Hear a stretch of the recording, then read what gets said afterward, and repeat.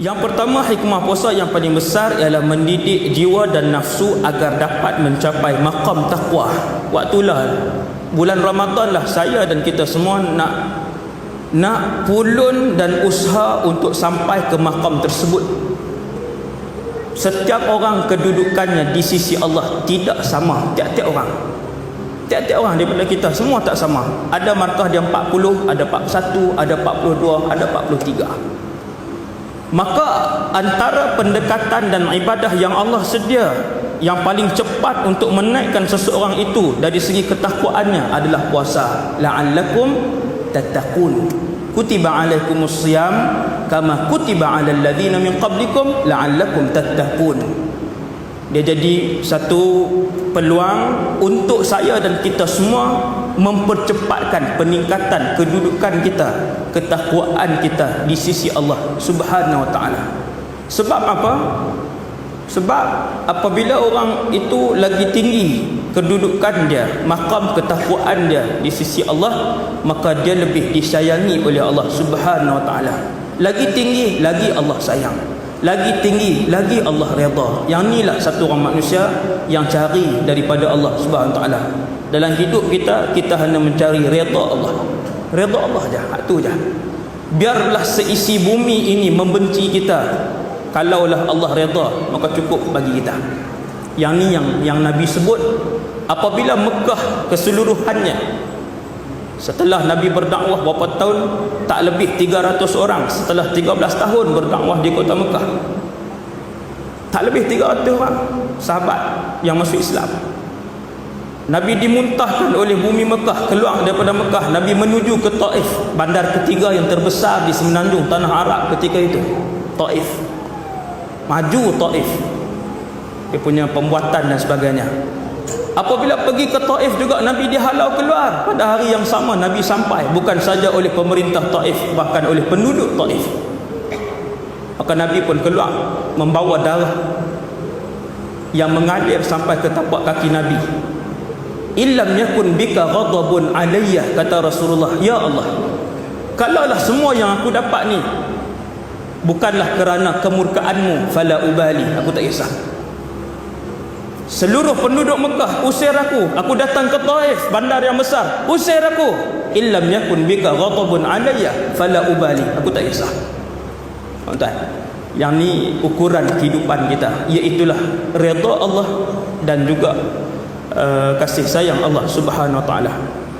Kemudian yang kedua, puasa menjadi benteng dan perisai bagi seseorang. Perisai kerana puasa dapat melemahkan nafsu. Nafsu sebenarnya banyak merosakkan. Suasana yang kita nak kena ubah di Malaysia ni ialah bila nak dekat puasa, tuan-tuan tengok 30 Sya'ban ataupun 29 Sya'ban, tempat mana yang penuh bila nak dekat puasa? So market lah penuh orang. Puasa bulan tahan nafsu, bulan makan sikit, tiba-tiba dekat puasa market lagi banyak orang. Berlawan tak benda tu? Berlawan lah. Awak hak duk beli hari-hari tu macam biasa, bulan biasa tu tak, yang tu tak cukup ke? Kenapa bila nak masuk Ramadan nak kena beli banyak?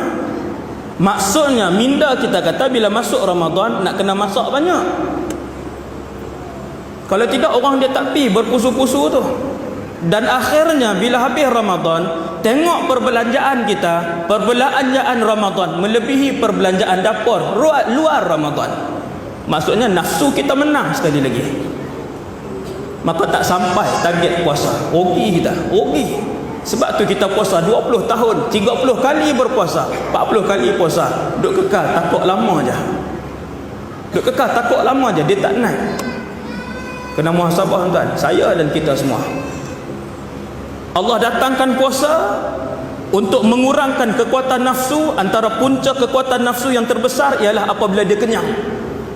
Apabila dia kenyang, badan malas beribadah, otak malas berfikir, akal jadi lemah. Ini kata para hukama. Kita pun Allah bagi puasa, tak makan, tiba-tiba nak buka puasa, waktu tu kita makan pula bagi banyak. Maka dia berlawan dengan hikmah puasa. Tak dapat hikmah tu, tak dapat. Dan maka kena kurangkan di situ. Sebab tu Nabi SAW sebut, dia tengok as-siyamu junnah ataupun as-sawmu junnah. Puasa itu adalah perisai. Perisai daripada apa? Kejahatan nafsu. Puasa itu adalah perisai daripada kejahatan nafsu. Jangan sampai kenyang yang bersangatan. Nombor 3, puasa juga akan melembutkan hati seseorang ketika melihat penderitaan orang lain. Ramai juga lagi orang yang kelaparan atas muka dunia ni. Tak payah cari di jauh-jauh tuan. Orang yang tak cukup makan, orang yang selama kita hidup 11 bulan ni kita kena makan sehari 4 kali, 5 kali.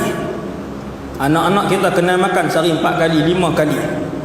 Dalam Semenanjung ni masih ada ramai lagi keluarga yang dia, isterinya dan ahli keluarganya hanya mengenal juadah makanan sehari 2 kali ataupun sekali saja. Dibaling, disik, tak boleh tengok. Maka kena cari tuan-tuan orang-orang yang susah. Allah bagi kita rasa lapar supaya kita menjiwai keadaan orang susah dan membantu mereka. Keempat, puasa juga akan mendidik untuk bersikap amanah. Amanah kepada Allah dan amanah kepada diri sendiri. Kena bagi tahu ke anak-anak selalu benda ni. Ulang prinsip-prinsip agama mesti diulangkan kepada anak-anak. Dia umur 6 tahun, dia umur 7 tahun, dia umur 8 tahun. Umur berapa? Umur kecil pun sebut kat dia. Adik kena amanah bila puasa. Ayah tak tahu, ibu tak tahu adik puasa ke tak. Sebab tak nampak amalan ibadah puasa, kita tak nampak. Kalau solat kita boleh panggil anak kita, mai semayang. Dia semayang depan kita.